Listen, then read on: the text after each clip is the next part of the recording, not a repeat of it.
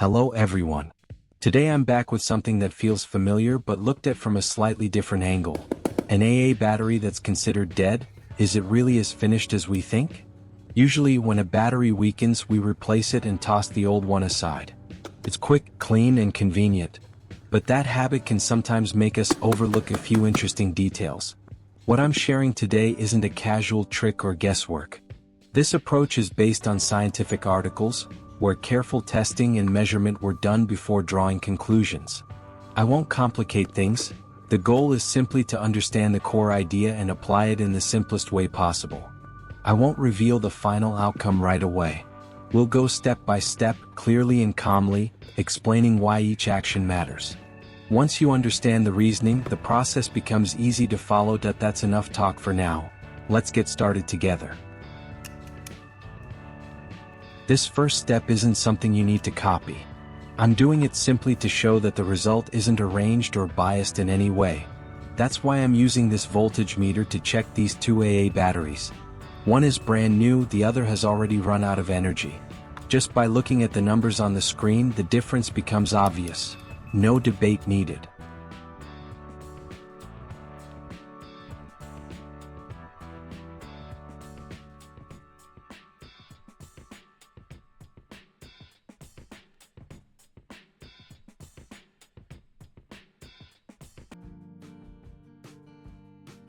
Of course, there's nothing surprising about a brand new AA battery giving a good result like this. To keep things clear, I'll mark this battery right away so it's easy to tell apart later.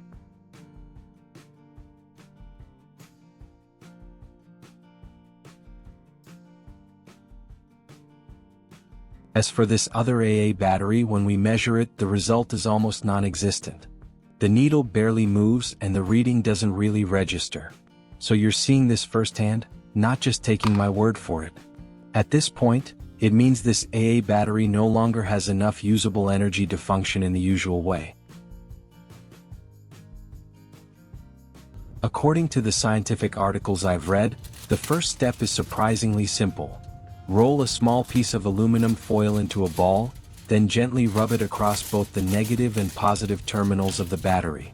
It may sound a bit odd at first, but this step isn't pointless. Over time, a thin layer of oxidation forms on the metal terminals. You can barely see it, but it's enough to interfere with proper electrical contact. By rubbing the terminals, that surface layer is lightly cleaned, improving temporary electrical contact and making the metal more receptive during later checks. In simple terms, this step helps the battery show its true condition, instead of being masked by surface buildup. There's no magic here, just a small, deliberate action based on very basic principles of surface chemistry and electrical conduction.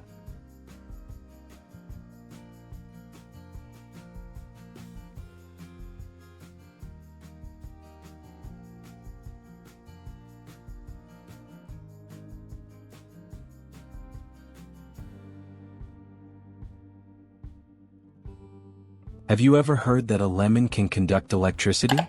It does sound a bit hard to believe at first, and that's understandable. The first time I came across this idea, I had to pause and think it through myself.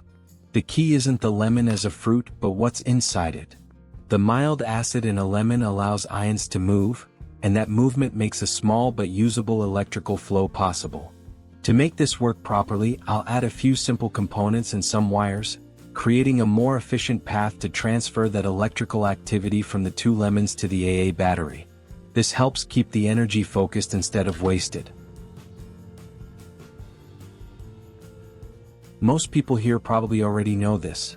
Copper ranks very high among metals when it comes to electrical conductivity, just behind a select few at the top of the list.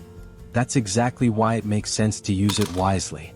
When copper is used as the conductor, the electrical flow stays more stable, faces less resistance, and most importantly, wastes less energy along the way.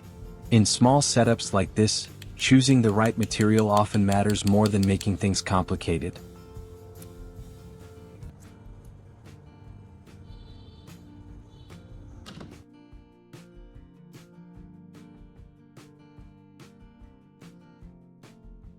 This is a small alligator clip, and it's very handy for setups like this. Once clipped on, it holds firmly without slipping or losing contact.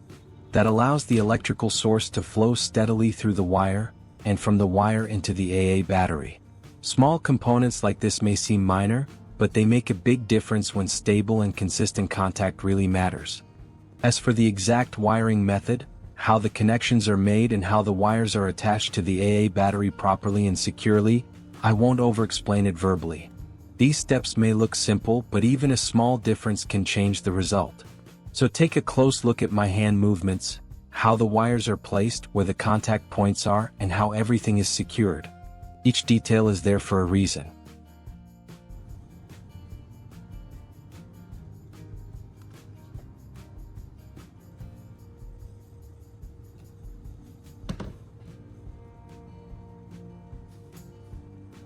To connect the two wire ends to the positive and negative terminals of the AA battery, I'll use electrical tape to secure everything firmly in place. The advantage of this tape is simple. It keeps the wires exactly where they should be, while preventing accidental contact that could cause instability. Once everything is held securely, the electrical flow becomes more consistent, and we avoid unnecessary trouble during the process. Taking a bit of care here makes everything that follows much smoother.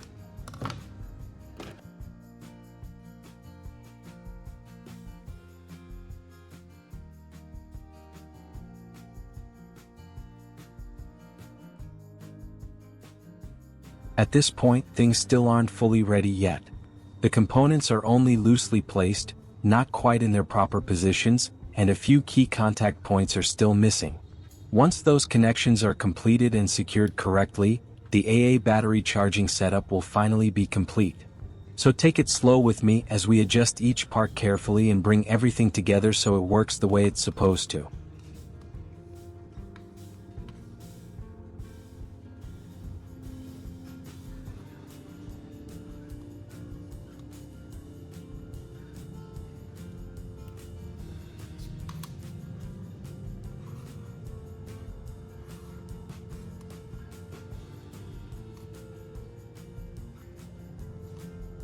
Now, before going any further, I'll check everything using the voltage meter.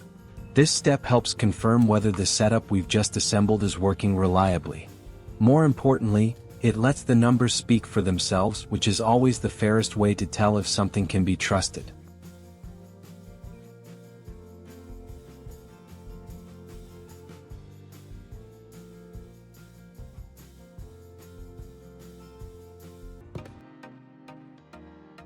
You can see it now. These two lemons are producing a voltage slightly higher than that of a brand new AA battery. It's not a huge number, but for this purpose it's more than enough. What really matters here is steady and consistent output. Now all that's left is to finish the connections, make sure every contact point is secure, and then wait for about 10 minutes. That amount of time is enough for the energy transfer to take place without rushing the process or dragging it out unnecessarily.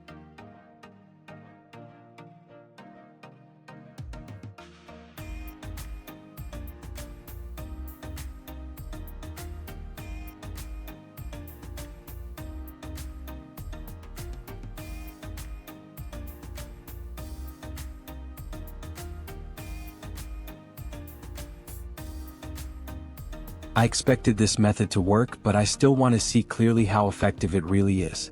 Anyone who's done DIY knows the difference between thinking it works and actually seeing real numbers. That's why I prefer to let real results do the talking. That said, I do have some doubts. Not about whether it works, but about how perfectly the article described it. When words like outstanding results or remarkable effectiveness are used, it naturally makes me wonder if things were a bit exaggerated. That curiosity is exactly what pushes me to test it carefully, to separate what's real from what's been dressed up a little too nicely. And with that bit of skepticism in mind, I'll measure the AA battery that's just been charged one more time, to see what the result actually looks like.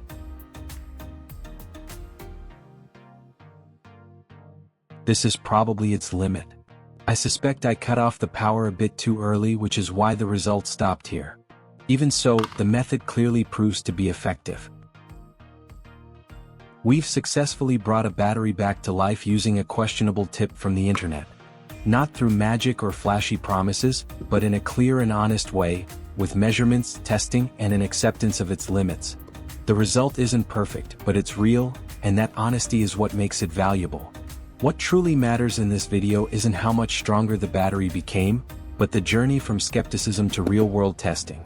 When we take the time to experiment properly, we start to see why things we usually throw away might still have a small amount of usable life left. Not to expect miracles, but to use them wisely and with understanding. If after watching this you open a drawer and look at your old batteries a little differently, slowing down instead of throwing them away right away, then I believe this video has done its job. Thank you for watching until the end, and I'll see you in the next experiment.